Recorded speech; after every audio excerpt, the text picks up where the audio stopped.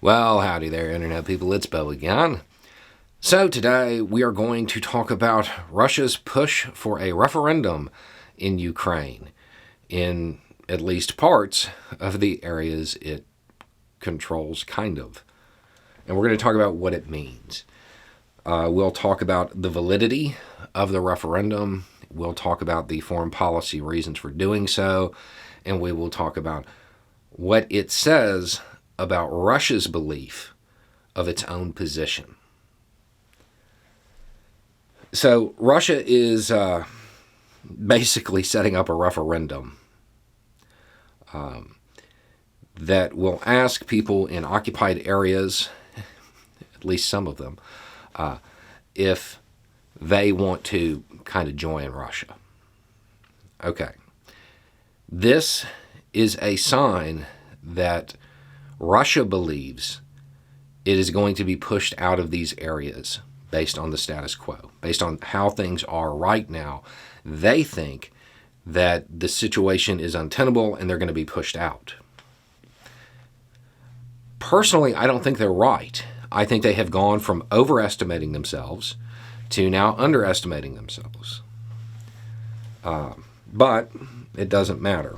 The referendum itself will be in a few areas, and the idea of them being real kind of falls apart real quick when you realize a lot of the areas that will be participating in the referendum are on the other side of Ukrainian lines.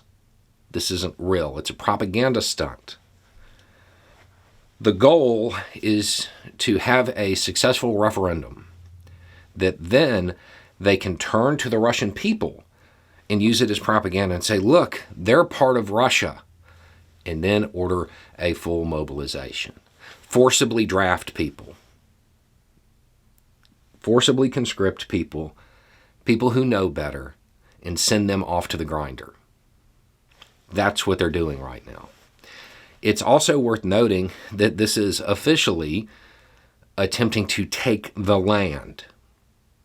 For those who doubted that this was Russian imperialism, this is your moment to wake up. They're attempting to seize the land through force of arms. It's imperialism. It always has been. They just framed it nicely. The referendum will be, the outcome will be predetermined. It's not real. You've already seen people in European governments basically say that this changes nothing. It has no legal consequence. And that's true at the international poker game where everybody's cheating. However, domestically in Russia, it gives them a facade of being able to say we're defending the homeland. We're defending our dirt and sending off a bunch of kids to go fight. That's what this is. The Ukrainian military is still making gains. And I think the speed of the gains has led Russia to believe that it can't muster a fight against them. I don't actually think that's true. I think they overestimated themselves in the beginning and therefore spread themselves too thin. If they were to, at some point, attempt to regroup, they could probably hold on to much of what they've already taken. From a military aspect, they can hold the dirt. But after a long string of failures, it seems that Russians themselves, Russian leadership, doesn't believe that they can do that.